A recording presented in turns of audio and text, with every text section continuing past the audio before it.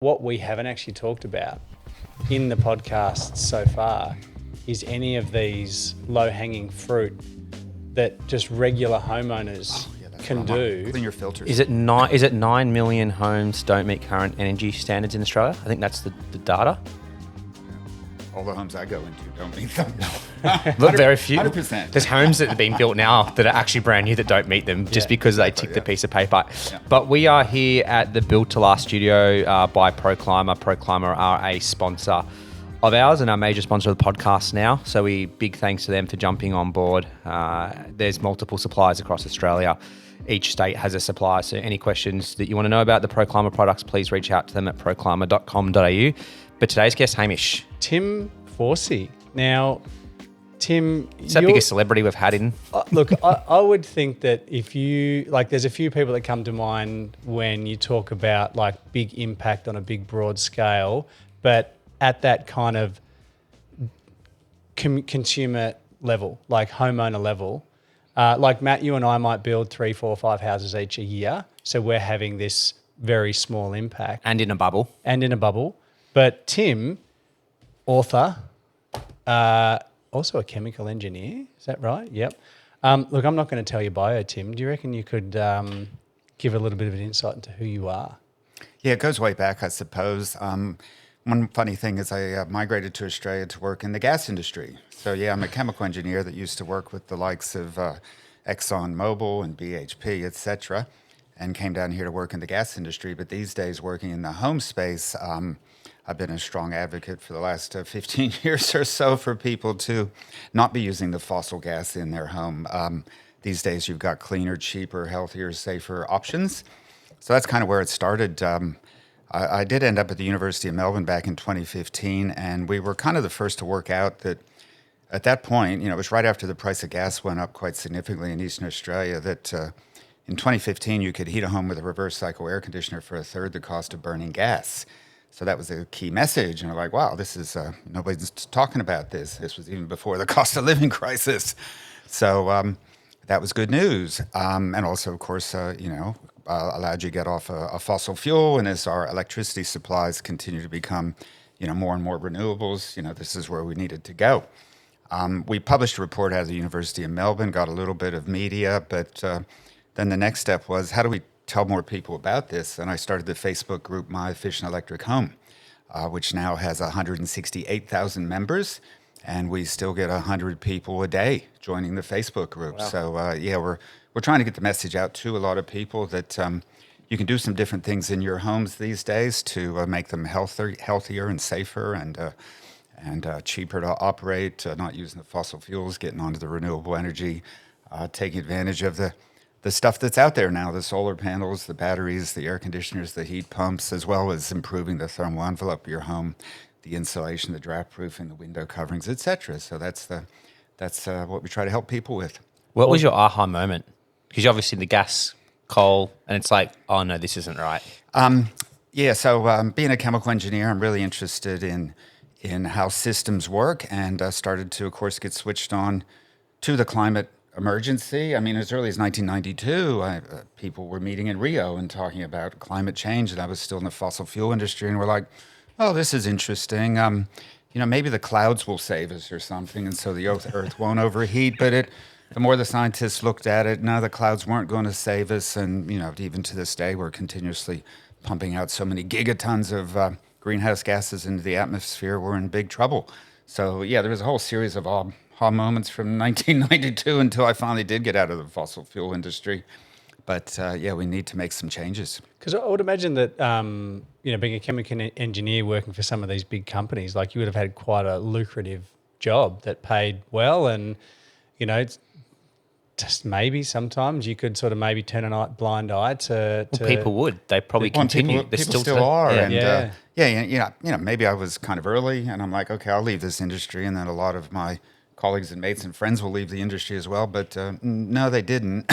But then again, I do worry about, the psychology of the top executives in those spaces. They know what they're doing now, and yet they just keep doing it. But then again, it's we have corporations, and corporations are meant to do the best for the stakeholder in the short term, and so that's that's what they're doing without any thought of the morality of it all. And keyword short term there. Yeah, It's like very the short biggest term. issue I feel we have in the world right now in Yep. any, just not just electrification, but everything. Anything political is short term, and it's only going to hurt. Like, I've got a daughter that's 7 months. You've got a daughter now that's 7 months. 6 months. They're the ones that are going to pay for it. Yep. Yeah, and I've got the grandkids, etc. So there have been a few aha moments along the way. But then again, I was no saint. By the time I got out of the fossil fuel industry, the mortgage was paid off, the school fees were paid off. You got to do what you got to do So sometimes. I can't say that I'm a saint, but and so when I was getting out in 2010, it seemed like I was way too late. But now that's 16 years ago. It seems like I was early. And when did you come to Australia then? Oh, way back in 1994 was permanent residency working in the gas industry. So you had come over here to work in the gas industry? Yeah, I came even before then on a temporary basis and then permanently at that point. From the States? From the United States. And that's when we bought our old weatherboard in Bayside, Melbourne, 1994. The house was built in 1904. And even before then, I had, done some renovations or some improvements in houses, even in New Jersey, where you have ice and snow. And so there's a bit of a different building situation there. And I've also lived in subtropical climates like Houston, Texas, and I've lived in Europe for a little bit. And then you're finally buying this old house in Bayside, Melbourne, from 1904, and it's a small place, and it's like, we got all these kids. Well, we got to do an extension. So we put some rooms up top. Worked with a builder, local bloke. Are we going to get double glazed windows? Because my folks had triple glazed windows in the 1970s in America.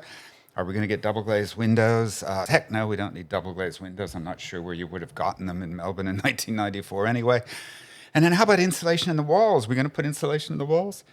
Nah, you don't need insulation in the walls. And I said, how about we just put insulation in the walls? So thank God at least we did that in 1994 at the old weatherboard. And was this this weatherboard that you renovated? Because I'm assuming you did work to the existing part of the house as well.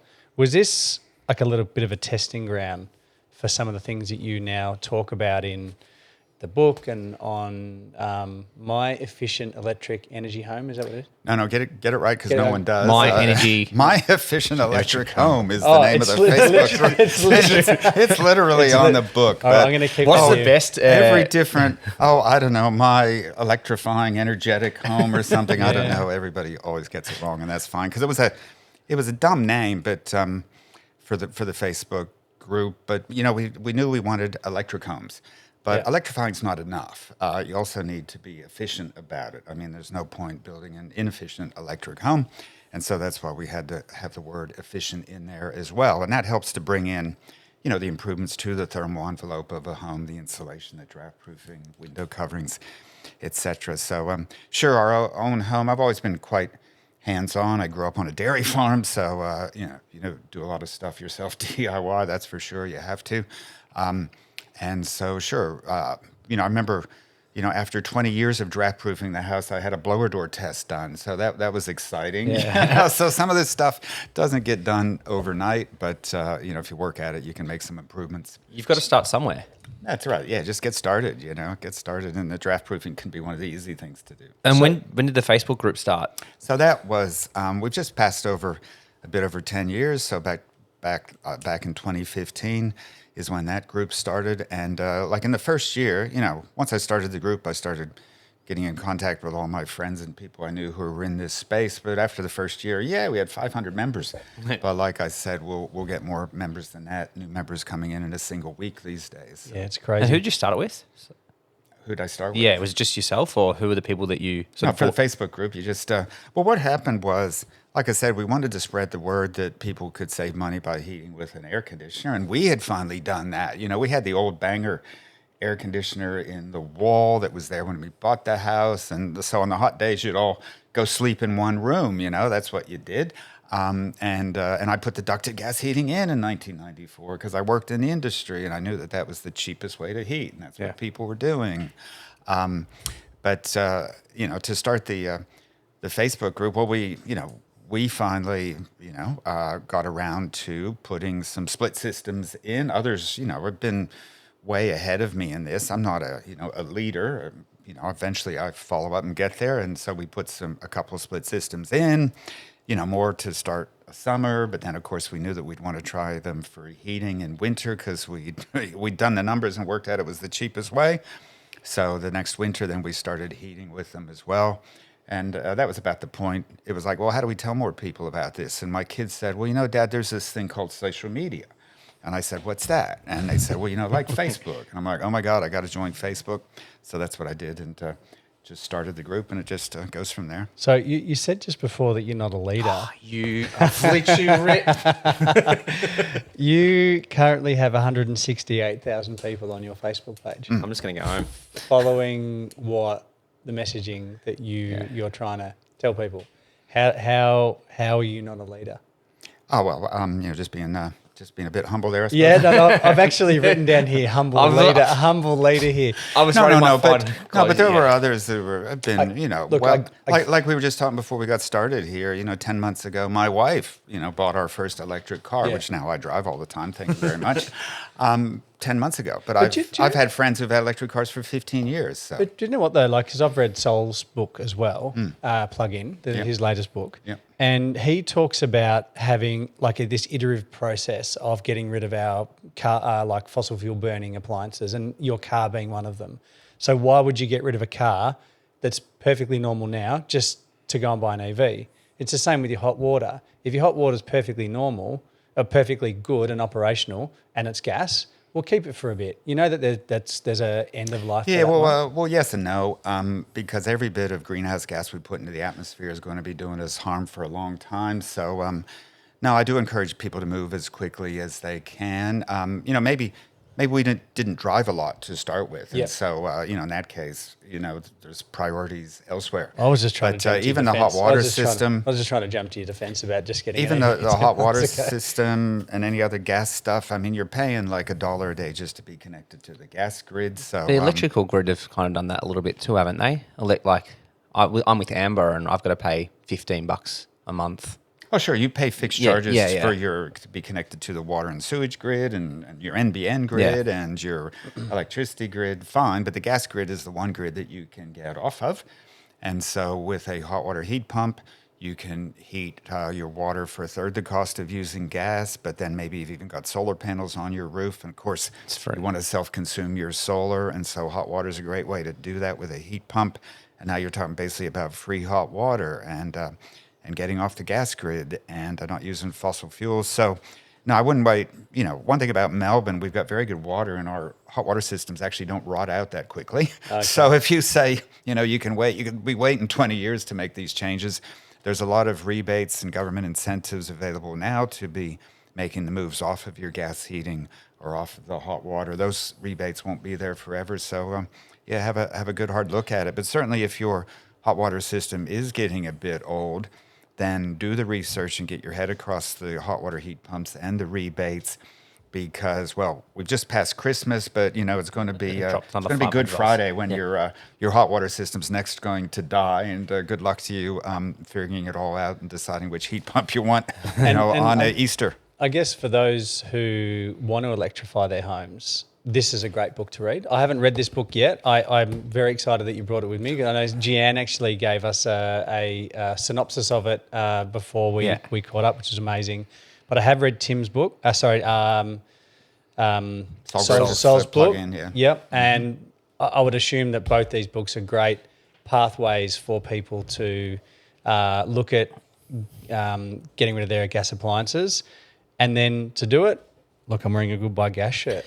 Like these guys will come and electrify your homes. And it's not, don't feel bad about not being able to do it all at once. Let's just do what you can afford at the time that makes sense. So I've got a question around this, and I'm not advocating for gas here. My understanding, and maybe I have this wrong, is we just can't flick off gas tomorrow, can we?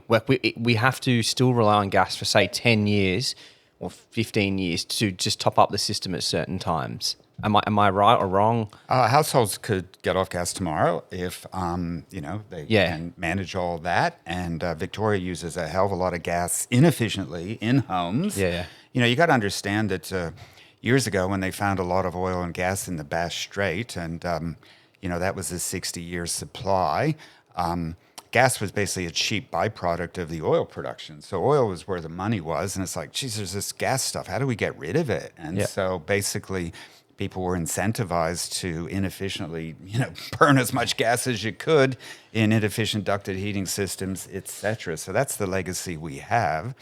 And you're saying we can't switch off gas tomorrow. Well, we actually have switched off gas yesterday because, like I say, it was a 60-year gas supply. And guess what? I'm checking my watch. It's year 61. Yeah. So all the cheap gas that was in the Bass Strait is largely depleted. It's trickling out of there still a little bit at a slow rate. But you will see every winter headlines about gas crisis. Yeah. We can't supply enough gas to Victoria if anything, goes wrong in this system. If you stay on gas in Victoria in particular, more and more of it will be coal seam gas coming down the skinny pipelines all the way from Queensland and New South Wales, where they're basically pin cushioning the whole countryside up there with 40,000 wells. Lovely. Is that fracking? And fracking can be involved, but sometimes you don't have to frack. And then they're also talking about bringing liquefied gas in by boat into Geelong or into Wollongong or Adelaide. Well, that's, clearly the most expensive gas in the world. So we do need to get off gas today or yesterday. Now, what you're probably talking about is in the electricity system, for electricity generation, we still use a little bit of gas in the system because, yes, we haven't built enough wind or solar or batteries or snowy hydro 2.0 just yet to shut off all the coal plants and to never need gas in the electricity system. But that is a tiny amount of gas that's used for that in Victoria, say, compared to what we waste in the houses and also what we use inefficiently in aquatic centers and industry, et cetera. So huge opportunities to be using a lot less gas in Victoria and across Eastern Australia. And here's the good news. We are using less gas now. I've been banging on for at least 15 years about this. And finally, we've hit the peak and the top of the curve. And so now less and less gas is being used across Eastern Australia each year.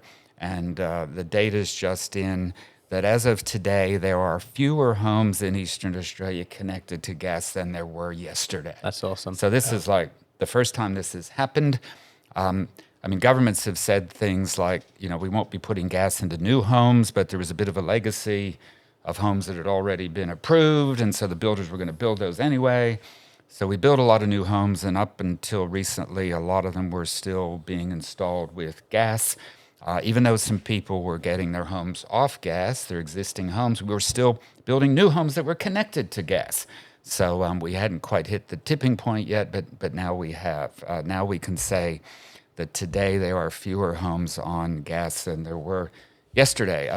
To use an analogy, what if we could say that today there are fewer petrol and diesel cars on the road than yesterday? We haven't hit that point yet in the transport, but that's what's now happened with the gas in the homes. When we don't put gas into a home, the new builds are got to be all electric now, which is great, awesome.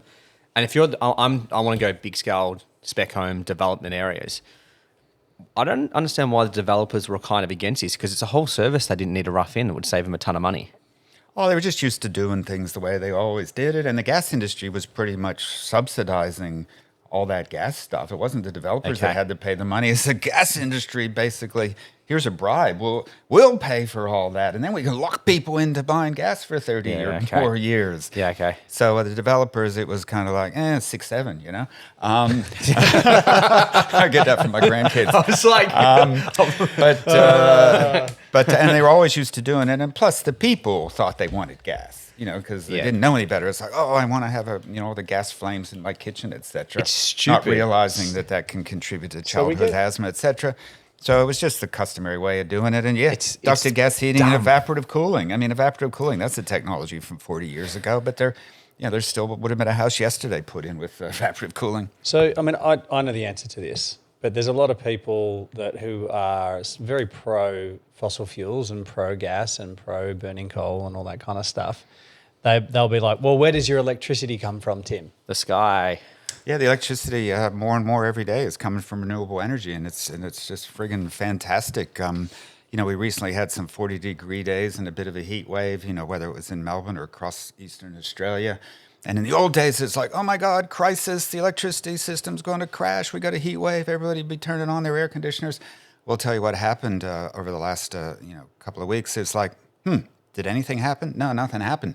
Because at the same time people are turning on their air conditioners, of course, that's also when the solar panels are doing their thing. And now we have more battery storage on the main grid. This is a good topic. And we have more, of course, we have this huge government incentive now for batteries in homes. And so, the system now can easily handle the summer heat waves and the air conditioning load there. What will be more interesting and challenging will be the midwinter. Yeah. Because, of course, your solar's not as strong. Maybe the wind isn't blowing. We haven't built enough energy storage. And at the same time, we have people buying electric cars and getting their homes off gas. And, you'll be wanting to run your air conditioners in the winter for heating. And though they don't use that much electricity, they use some. So, yeah, winter is going to be the bigger challenge on the electricity systems than summer has been. But, Australia's, doing reasonably well in this one space, even if we're failing in other spaces. We're still love to export gas and coal to other countries.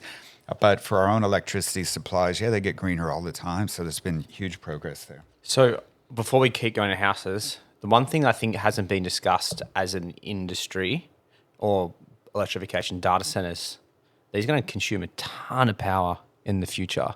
Do you know? I don't know. I haven't looked too much into it, but do you know much about how we're going to actually cool these places, run them? Okay. So it's just going to be more wind and solar and storage. So you would hope that that the people, when they're thinking about building a data center, do think about where the electricity is going to come from. This shouldn't be your problem or my problem. But it does become our problem at some point. Oh, it depends how it's all regulated and connected to the grid, et cetera. So no, I don't think you can just front up with a huge electricity draw and not have some people ask some questions about how it's all going to work. So outside my area of expertise, but you'd hope there'd be some people looking at it. And at least now we are starting to hear about it because we've had data centers for a while and we'll have more in the future. And so, hopefully there's some work being done as to how they're going to supply the electricity. And of course, you do need to cool them. You can use water, you can use air. So they say, they use a lot of water for cooling. Well, you don't have to use water. You can use air. It's a bit less efficient. But that's another way to do things. So we've electrified our homes. We put solar panels on. We put batteries on, and that's great. That's awesome. But if we've got a leaky, inefficient home, then we're just using, and particularly getting back to that point about the winter. You might have an issue in winter. What are some of the low-hanging fruit that anyone today can go and do in their own home to make their homes more efficient so they're not using as much heating in winter and cooling in summer? Yeah, so a top one can be checking out your roof space insulation.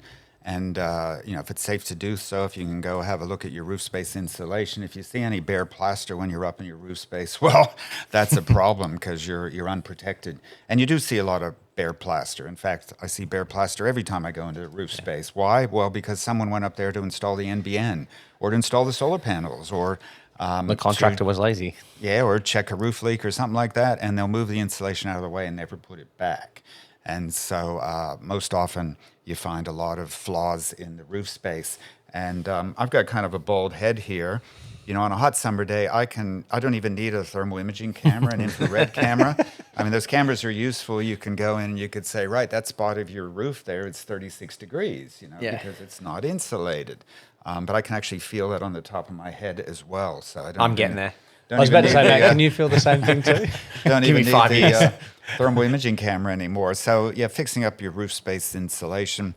For some people, if it's safe to do so, they could do that DIY, but or perhaps get in a insulation installer and get your roof space insulation right. That's important. And another one, I'll save the best for last. The second one is the window coverings. So, warm window coverings inside for winter to keep the heat in.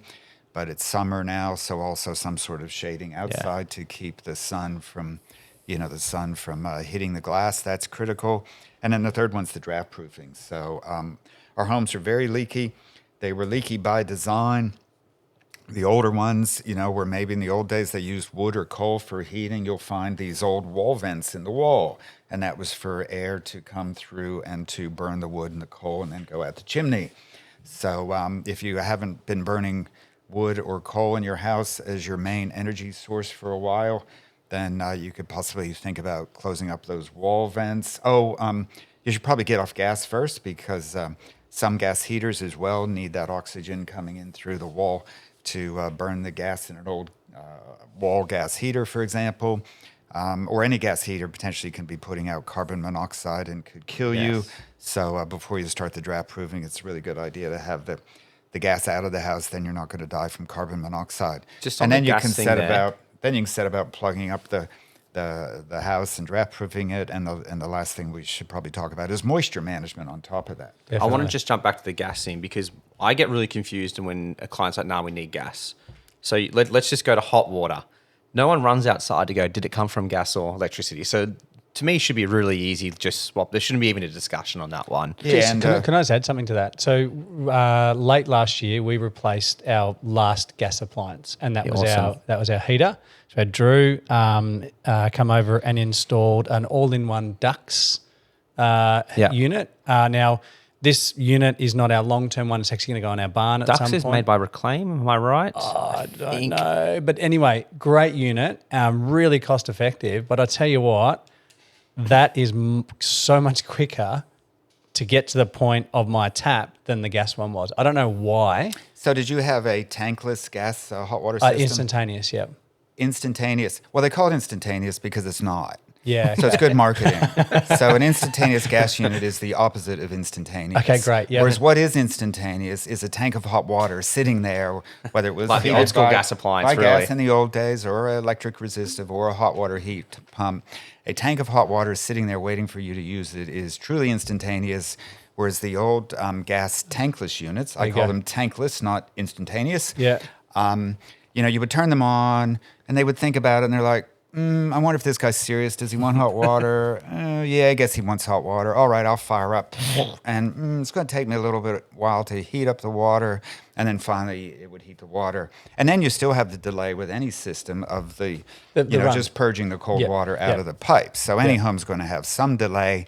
But yeah, the so-called instantaneous were particularly non-instantaneous. Yep. Well, I love my Dux unit. And then look, Dux have no affiliation with the podcast whatsoever. I love ours too. But from a cost point of view, like, it was a really cost-effective unit to put in. But the point I was trying to make is what you were saying before. I turn it on now and it's boom, hot water, love it. You're not sitting there going, oh, did the gas heat it up? You're in the shower. So then, so let's jump onto heating. No one cares if it's come from electric or gas as well. Like, they're not jumping up to see if the pilot light's on or not. Like, it's if they're keeping warm and the heater's working. Yeah, that could be true. Like, if you had a ducted gas heating system and then now you've got a ducted reverse cycle system, that could seem pretty much the same. But in some homes, the other switch is you might have ducted gas, but okay, we're not going to go with a ducted air conditioning system. We'll have the individual split systems in the individual rooms. So that can be a bit of a change. Totally. Yeah, the hot water can be dead easy. And that's why you find now the Victorian government has said that we will not be replacing gas hot water with another gas hot water system, unless I'm sure there's some loopholes through all that. But that's the main thrust. That's awesome. The Victorian government was happy to take that step, whereas they haven't said the same about heating, because heating can be a little bit trickier as to exactly what you're going to do. It's not necessarily just like for like. And then we've got cooking. So I love cooking, and I have a Bora downdraft range hood now. The downdraft cooktop. But is that induction? Induction, yeah. Okay, right. I don't. When people say that, like, oh, I've got gas, you get way more control. Like, fuck off, straight off. Like, you get so much control off an induction. Yeah, it's 1 to 15. Were there 15 different settings on the gas? I'm not sure. You don't. And you're visually looking at it, because I think the thing is, and we've spoken to Sarah from Electrify this week. It's a visual thing. We think we have control, but I can tell you now, like, the ability to like boil something and instantly simmer it, like with a click of a finger. Yeah. I don't understand anyone that would want to put gas in it. Like, and I'll tell you what, man, as your kids get older, because I've got three kids, and they want, when they're hungry, and if they pot want of 2-minute noodles, they're pot of water Done. like that. Yeah, my story is, I'm not a big cook, but I may cook a big breakfast, and so I'm going to be having some tomatoes and mushrooms and spinach, and later I'll put the egg on there. But I always have to remember to put the toast down first, because I'm going to be done cooking all this over here before the toast is even ready. Yeah. So that's what the and you don't induction burn does. anything because you can control. You really control it. That's right. You work it out eventually. You don't use the P anymore because that's too bloody powerful. It's too fast. And so, you got to gauge it down a little bit. But we had Ben, who's the executive chef from Chin Chin on, and he's a good friend of mine. Recently bought another house in Warrandyte. Moved in, and there was an induction cooktop, and he said to his wife, "You know what? That'll be the first thing we change. We'll change it back to gas because he's just used to cooking with gas." And after a while of cooking on it, he's like, "You know what? I actually really love this." oh, thank God. Yeah. Yeah. So like, he's an absolute convert now, and we've been chatting with him. Goodbye Gas and trying to get him to come on and like advocate for cooking with induction. We just need to try and figure out like a really cool catchphrase that's not cooking with gas, but cooking with Just cooking properly. I don't know what. So on Cooking that, with electrons. so he made a point where I remember him talking, and he didn't put his pad CU in his cookbook because of he couldn't get the right temperature in a house off gas. So he's like, well, I'm not putting something if we can't replicate it the same in the house as I would in the restaurant. Over Christmas, I have that cookbook, and he's now in there because he's got his induction, and I cooked it. Induction cookbook. And it was unreal. Like I was able to fry off the noodle to get that burn char through it, and then I could never do that on a gas. Yeah, I think, My Fish and Electric Home, the Facebook group, that's kind of a useful way to see what's being talked about out there. And 3, 4, 5 years ago, endless discussion about induction versus gas for cooking. Oh, the induction's no good. Oh, I can't do this, can't do that. We're not hearing so much of that anymore. So you kind of feel like we've kind of moved on. And even a few years ago, the gas industry was running ads about how great gas cooking is. And in fact, they were telling some lies there. So they got shut down by the Advertising Council. Yeah, and so I guess the gas industry's kind of backed off from that a bit as well. So we don't really hear that discussion so much. Yeah, I had one client, she had me into the house. She said, I want to talk about insulation, draft proofing, heating, hot water, but we won't talk about cooking because my husband's a chef, and so we'll stick with the gas. I'm like, okay, fine. And so I didn't talk about it for half of the session, but eventually I kind of brought it up again. And, has anybody in the house got asthma? Oh, yeah, my kid's got asthma or whatever. Well, I got to tell you that, a fair chunk of childhood asthma is linked to gas cooking in the home, etc. But anyway, I didn't say too much more about it. But like 2 weeks later, I get the text message, "You'll never believe it. My husband's, decided that we'll go with induction at home." So, wow. So draft proofing, because it continues on from where we were before. I think it's a big one. We now build Airtight. Yep. I think it's the last big tick box of a home that we can look at. I know was it 5-6 years ago, the average air exchange of a normal home was 15.4, and Justin, who works for Performance Membrane, screwed that data up because in Tassie there was one set of data, and it was his 3 houses that were under passive house levels. We're now down to 7. So there's a big positive change here, but that's new homes. We're not looking here at the existing home. And draft proofing, I've gone from, just for context, I've gone from living in a really crappy old house that we didn't do much to. I now live in a passive house. So I've gone from one to the other, and the comfort levels are different. And the main one is draft proofing. We're Airtight. I don't even like the ceiling fan anymore because it's like the breeze. It just reminds me of the old house. Yeah, there's this thing called radiant asymmetry, and that's like if you're sitting by a campfire, the front of your body is warm, but if it's a cold day, or the back of you is cold, and so you can experience that in homes as well, where you've got that surface over there that's warm enough. Maybe it's by the heater, but that surface over there, a single glazed window, is cold, and so you just feel these radiant things going on, and you'll get air currents and drafts, etc. Whereas the more comfortable situation is just where every surface is 20 degrees or whatever you want it to be, and you don't need a lot of air blowing around the place to make you feel comfortable. But of course, in your passive house, you'd have your mechanical heat recovery ventilation, so you would have some airflow, which is important. It's very 100%. But the biggest one we talk on that, the touching of services. So my biggest gripe with the industry is we've got to throw hydronic heating in our slab. So I've got a decoupled slab, 100 mil XPS insulation, and just a slab. I'm walking bare feet, and it's the only surface that we actually, as humans, contact all the time. Like, we don't sit up against the wall and place ourselves on the wall to feel what it's like. But that slab is so comfortable. I can't understand why you'd ever put hydronic in a slab. Like, because it's just, we can build in a way now that we know that the comfort level can be the same either or. Sure, there was a article in Renew magazine, so published by the excellent not-for-profit organization Renew, and the fellow Cameron Munro had done an extension to his house, and basically the title of the article was "How I Blew $40,000," and because what he did is he got he had the hydronic in the slab, and it was powered by a heat pump because, of course, he wasn't going to be using gas, but of course he had also built a good, building shell with top insulation and draft proofing and good windows. And he'd also done another thing, which was a problem. He put an air conditioner in there, a split system. And so, of course, what he found was all he needed to do all winter long in a space like that was built well was just to have the air conditioner slowly ticking over in the background, bringing in what small amount of heat was leaking out. And so basically, he was happy to write the article about how he blew $40,000 on all the hydronic He didn't stuff, tell me this. which he never bothers to turn on. So Cam Munro's a good friend of the podcast. He's been on here a number of times. He's a regular guest and does, I would say, most of our passive house analysis. But he hasn't told us about He's told us he didn't get his air changed, but he hasn't told us about the hydronic. He's kept that one a little bit quiet. I mean, a post came up the other day on My Efficient Electric Home. Yeah, they're doing a major renovation. It's going to have a great building shell. And she says, but I just got a quote for the hydronic, and it's $30,000. And so I had to get on there and say, hey, if you want me to come in. That's a pretty good quote too, by the way, for a hydronic. Here's what I've written before about hydronic. So there's a post that you can read how you probably aren't or not going to need it. And then I added another comment later saying that I could go visit them, as part of my business and maybe save them the $30,000. Yeah. So you're right. It seemed like a pretty cheap quote. I used to, think it was like $40,000 or something with radiators and all the other stuff. That's what we she had had one a quote for. So we've got a retrofit project at the moment that we're going to start soon. We have to keep it because we've only got 2.4 ceiling height. I can't build up and put insulation on top. We just won't meet code anymore.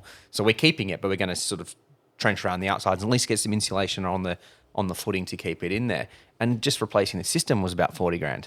Yeah, that's right. That's right. Yeah, it's quite expensive. I mean, my son moved into a place. First thing we did was rip out the hydronic. It's expensive to run. Yeah, that would have been gas fired in his case. The home he bought already had three air conditioners, so just put 2 more in the other bedrooms, and boom, job done. So again, he saved a heap either in the short term with the operating costs or the longer term when you're looking at replacing it with a heat pump. The reason that people like hydronic is, they've experienced hydronic in a crappy home where, they knew that with the hydronic, at least if they set their backside on the radiator, their backside would be warm. And so that's the reason they're like, I must have hydronic. They've not had the experience of living in a decent thermal shell, 7-star or even better, where every surface is just, the temperature that you want it to be and where hydronic's not needed. So yeah, they're kind of coming from this lived experience in a crappy house. Yes. And then they visited somebody's home, and at least they could sit on the hydronic radiator and they were warm, and they think that's what they're going to need and not having a modern hot place. Air blown over them. Like our house is constantly, and I've got data tracking through my whole house right now. We're constantly sitting 22 to 23 degrees. That heat wave that just come recently, we consumed on that one day, 1 kilowatt the whole day? I consumed yesterday. I was just grabbing the data up before. Sure. It can be absolutely tiny. Our old weatherboard, which isn't perfect, not every window's yet double glazed. We don't even have underfloor insulation. We're so low to the ground. I don't have perfect window coverings on everything, but we would spend less than $150 a year across the whole year for that's heating awesome. and cooling. And that's not taking any credit from solar or battery or anything. That's just how cheap it can be. And, on the coldest day, we might spend $1.50 on the electricity to Just stay top it up. warm on the coldest day. Yeah. Whereas there's people out there still spending $10, $15, $20, $30 a day on gas. So that's what's possible. People say, how can I go from $30 to $1? Well, if you're no longer heating with gas, but you're heating with an air conditioner, that cuts it to a third. So we go from $30 to $10. And then if you make the improvements and go from 30 air changes an hour down to like 6, you're cutting it again, and you fix the roof space insulation and some better window coverings. Boom, that's how you can get from spending $30 a day on heating down to $1.50. That's like a Netflix subscription per day. Yep. Like that's if we want to compare what people will spend their money on. That's practically that. It's actually it's even more than that. Like that's what it should be. Melbourne. That's what it should be in Melbourne and Australia. This is not extreme climate. This is not 40 below sort of stuff. But this isn't new. This isn't. This is the other thing. Like it's not like you've come up with this concept. Well, I guess the air conditioners are new. And, 10 years ago is when we said that it was a third the cost to heat with the air conditioners. And there was 2 reasons, because the price of gas had gone up a lot. But the air conditioners today or 10 years ago are a lot better than they were 10 years before that. So there have been improvements on the air conditioning space as well, just making it cheaper all the time. And then if you could turn on your air conditioner when the sun's shining, you have solar panels. Well, yeah, that's practically free. And now a lot of people are going to have batteries. So even turning on the air conditioner for heating or cooling in the middle of the night is basically going to be free. The battery ones there. I know you got a question. Yeah, you touched on some of these improvements before, like the sort of low-hanging fruit, and you did very quickly touch on moisture management. So we build high-performance airtight homes. We've got a centralised HRV, which in itself manages the internal moisture. Maybe. We'll come back to that. Okay, great. Yeah, awesome. But generally speaking, I'm talking more talking about like an existing home where someone's doing their own DIY stuff. What are your recommendations for managing the change in building physics?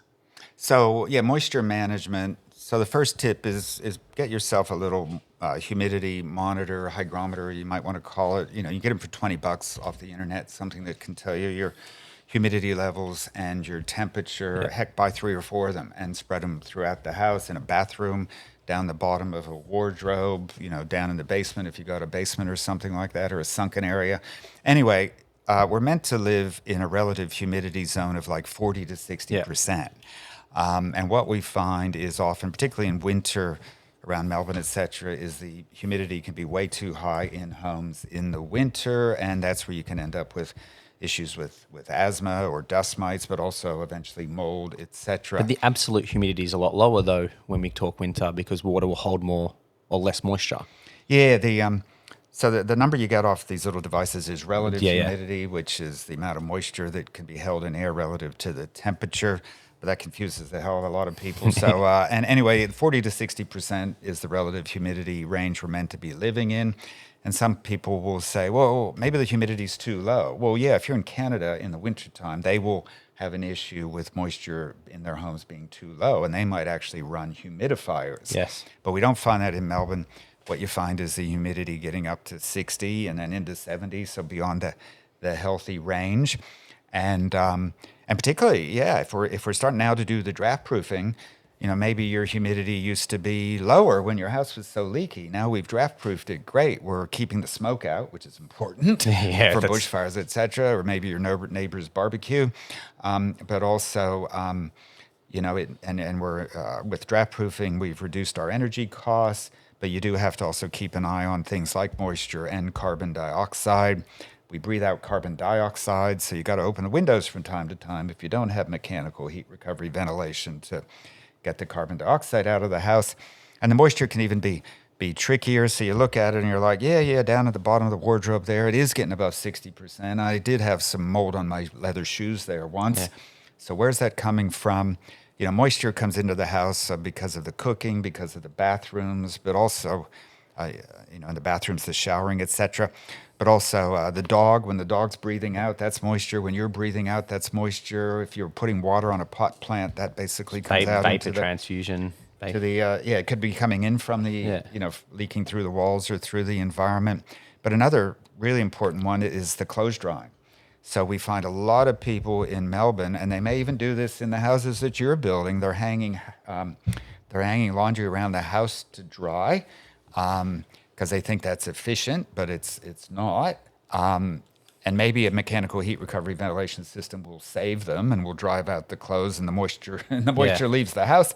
But in your more ordinary homes, there's a lot of people out there hanging clothes around the house to dry. And again, that could work in a very leaky house, but once you've draft proofed, you need to stop that. Sure, hang your clothes outside to dry if you can, but in Melbourne in winter, there will be weeks when that's difficult. And so these days, they've invented 7 to 10 Energy Star, very efficient heat pump condensing clothes dryers, which are basically dehumidifiers for your clothes. Yeah. And so use those rather than hanging the laundry around and ending up with a moisture problem. The other thing you can do, so I've got the heat pump, they're all dry, they're awesome. If you have the space inside, what I've done with my house, I couldn't make the whole thing work, but you put your heat pump tank inside because you're generating heat. And if you put your tank inside, because it's obviously, as you said originally, you've got a tank full of hot water. So that will initially give some heat across the house too. So like you keep it a little bit more stable. But what you can do is you can have like a hanging rail in there and you can actually hang your clothes in the same cupboard as your heat pump tank. And that will dry it off from the heat from the tank. Well, you might get your clothes dry, but the concern in an existing ordinary home is where does the moisture go? So in your place, you've got mechanical heat recovery ventilation, and so the moisture leaves. Fair but point, if someone yes. else And were to try that, the moisture will find its way to the coldest, darkest place of the house That's and a- potentially and give you this is- problems. So this no, is- don't hang clothes around the house to dry unless, the only way that could work is if you had a dehumidifier. Yeah. That can work. But Or like I you're say, monitoring your humidity inside and you're making sure you got yeah. no problem. But like I say, the heat pump condensing clothes dryer is basically a dehumidifier for the clothes anyway. So use it. They don't cost that much to operate. And in the middle of the day, electricity is free now, isn't it? Or if you got a battery and even in the middle of the night, So battery's a good one because I legally couldn't put a battery on my house. Like I wanted to put one on with just the stand. Couldn't fit it. Yeah. No, it's just we're building to two boundaries, and this is the issue that I've realised is the ones that we need them are a lot of the inner city suburbs. If we, for example, we'll talk Carlton where it's just terrace. Like surely we've got to come up with a solution for something like that. Yeah, and I'm not sure I've got that solution today. But Yeah, and also your car. So you don't have car parking. No, I don't have car parking. I do So we can't run your house off your car. That's not another for option for some that's people. so that's my future thing because I generated 66 kilowatt hours yesterday and I used 1.32.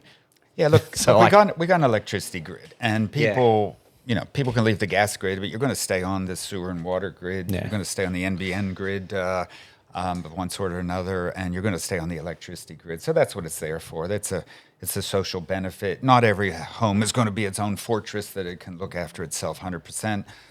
So that's what the electricity grid is there for. And we are hearing things about the plans that are being offered from the electricity suppliers of like free electricity in the middle of the day. Yeah. So renters or people in the smaller apartments or whatever, where you're more constrained. Look out to the system there and what it's able to offer you, and you may find some sweet deals. Not every property needs to have solar. Why not? Because your neighbor has solar. And so we've got a market, we've got an electricity grid, and so you can actually benefit from that stuff. And it's like for a renter, for example, you might be out the house and if your power is free from say 12 to 3, the sun's peak kind of thing, you just might set your aircon. Like I've got a Dakin aircon. Like you can just set the timer between 12 and 3 just to turn the heater on to a certain temperature or the cooler. So by the time you come home from work, it's a little bit more comfortable. That's right. If the place isn't terrifically leaky, if you've got good roof space insulation, it's draft proofed, and you've got some window coverings, some of that heat or cold will still be there by the time you come home. Yeah, and if it's free, like you might as well utilize it. Might as well use it. In fact, it benefits the system because, on our electricity grid, when there's a lot of solar, prices actually go negative. So some people are getting paid for using electricity. Use it. That's what the market signals are telling us. It's not wasteful anymore to use something that is abundant. At certain moments there may be a bit too much of. Now that's going to dynamically change. If we went out tomorrow and suddenly built a lot more batteries, then some people say we have too much solar. No, we're going to have a lot more solar in the future than what we've got now. But right at the moment we don't have enough storage places to park it. So there could be a bit of an imbalance right at the moment. Community batteries is where I see the big one. Yeah, there's so more batteries, more energy storage out there will soak up some of this solar. But then we'll build more solar, and then we got to build more batteries, and then we're building data centers. So we got to build more solar, and we got to build more batteries. So this is going to keep going for a while. Yeah, it can't solve all the problems. Now, Tim, you say you've still got your home. What do you call it? Where you go out and you assess people's homes? Like I call myself a home comfort and energy advisor. And is that something that our listeners can get in contact with you still? Or Oh, sure. yeah? I've got a website, timforcey.com.au. So there it is. So, yeah, it's been great fun. I've been in over 1,000 homes. Standard consult, I go in for 3 hours. It's like a tutorial. I mean, the client will say, do I need to be there? Well, you're damn straight you need to be there because it's a tutorial. We're going to look at everything together. I'm even going to drag you up into the roof space if you can manage the ladder. So you can personally see your installation, or I can take some photos if you don't want to come up the ladder. That's fine. But yeah, I spent 3 hours with the client, and we look at everything, and I offer a whole bunch of suggestions, and they even have to take notes because I'm not going to go home and write it up. It would be a 50,000 word essay, because there's just so much. So yeah, their note taking is important, but some have even done audio recording or video recording, whatever you want to do. AI recording. The one guy recorded everything and then told AI to process it, and it was now he's got a book. good. Now he's got a book. Yeah, it was there. So there it all is. So anyway, you don't need to write reports anymore. We have the internet, we have AI. People can keep track of these things. We've got a book. But There's a book you can read. There's a book. There's a book you can read. Yeah, but in the end, then we come back and we talk about the priorities and work out what are the things they're really going to do, and then independently, I can say, well, here's people, that could, do your installation, or here's people that seem to be doing a good job with the solar panels or whatever it might be, and then I offer to stay in touch with people afterwards if they have any problems making all those subsequent steps, getting the quotes, pushing the button, getting things happening. I'm happy to stay in touch afterwards as well, and that also keeps me in touch with what's going on out there in the marketplace. Well, that was my next question. How do you continue to learn? Either working with the clients, or the Facebook group's enormous, and of course just reading all the stuff that's that's out there on LinkedIn or Renew Economy or Renew Magazine. Great. That's an awesome resource. Renew and Sanctuary, the only magazine I subscribe to. And there's another amazing Instagram account that people should follow, and it's Jenny Edwards and Lish Fayer up in Canberra, the Fix It Chicks. The Fix It Chicks. Fix It Chicks. Yeah. Like honestly, low cost, like low hanging fruit tips and tricks. I think they've got tens of thousands of followers. Oh, really? That's great. Yeah, I never was really to get the Instagram happening. That was a bridge too far. But I guess the point I'm trying to make is there's a lot of free information out there for you to make improvements to your home over this weekend. It's a long weekend here in Australia. You've got 3 days going. Yep. Oh. You've got 3 days to go and draft proof and look at all the things that you can do in your home. Get some external shading happening. It's meant to be hot here in Melbourne. Grab the book. And where can people get this book from? Oh, just everywhere. So My Efficient Electric Home Handbook. Yeah, it's still in bookstores and libraries and online and lots of different places. Clean your air conditioner filter. That's a big one. You'll probably have the air conditioner on coming up. So clean that filter. I mean, particularly if you're using the air conditioner all winter long for heating as well. People used to say, I'd clean my filter every 2 years or something. No.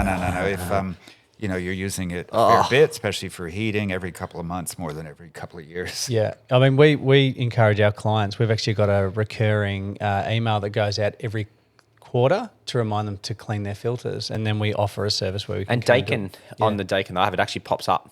Clean your filter. It actually is like it comes up. That time. Fantastic. Because, people just don't know. I mean, I've had CSRO scientists that had no idea there were a filter in their split system. You open it up and I'm like, oh my God. I've got one final question, and before we do the mindful moment. So Facebook comment sections can be a pretty toxic place at sometimes, and that takes a mental toll on some of the comments you get. Like, they're not always positive. How have you dealt with that over time, and is that something that's taken a mental load on you, or has at times got you like, why am I doing this?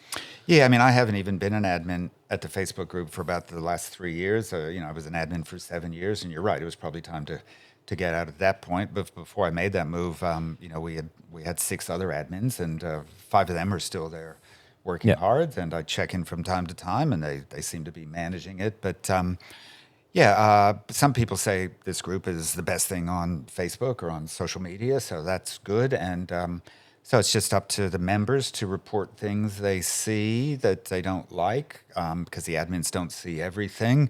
So report stuff, and then the admins can figure out if they're going to deal with it or not deal with it. So you can clean things up pretty quickly. I mean, you get your robots and scams and stuff that come across anyway, which are just generated by some machine somewhere. So that still slips through occasionally. But other people will come on and, say something that's a bit abusive. So, okay, they need to be dumped out. Or misinformation. And if we've got, there can be, as far as information, you have people, like the other day, commercial kitchens will never use induction.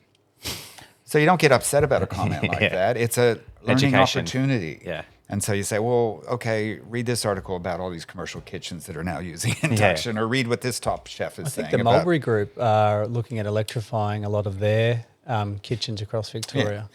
Yeah. So some of the comments, you're like, I wish that comment wasn't there. I mean, it's just evidence that the message has not gotten fully across, but it's a learning opportunity. So if it's done respectfully and professionally, we can try to teach some people. I buy back. But I always my favorite question is why? Why do you think so? And it unravels them pretty quickly. Why? I don't ask questions. I provide information. Yeah, okay. Yeah. 'Cause I can kind of see where they're coming from. Right. They don't know. They haven't read the latest. So here's the latest. Read that. And if they don't Facebook's not read, easy, that's their problem. But Facebook's a lot easier to link in a comment, link in an article. Instagram is... You can't do that. You can't do that. That's been maybe why I haven't bothered with Instagram.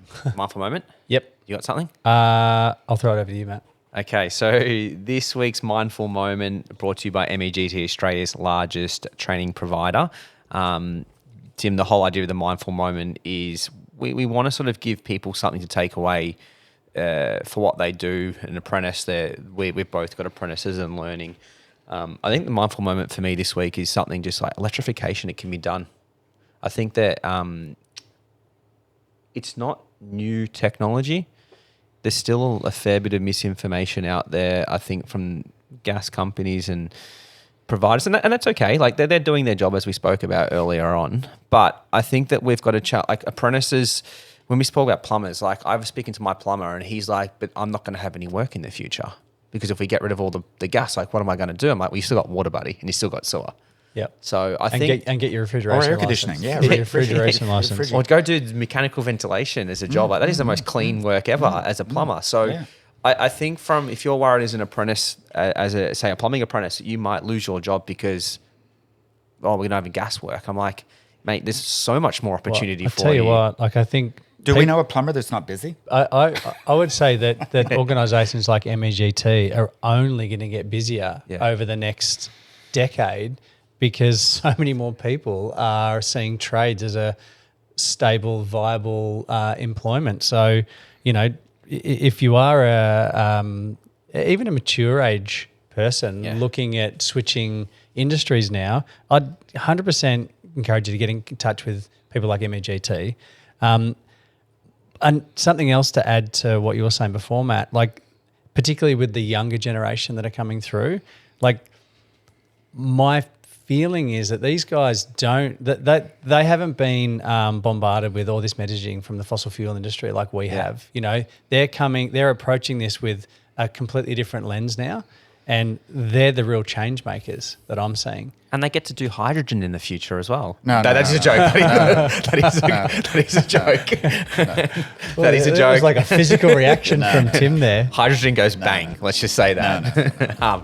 But no, Tim. No, hydrogen is expensive. Yeah. Yes. It's not going to be happening. So anyway, Tim, thank you so much for coming on today. You've been a huge advocate for the industry. I know we go back to you saying you're not a leader. I think, if anything, it's actually quite the opposite. I know you're trying to be humble there, but thank you very much for coming on. Awesome. Anyone that wants to reach out to Tim, everything will be in our show notes. So thank you very much. Thanks for having me. Cheers.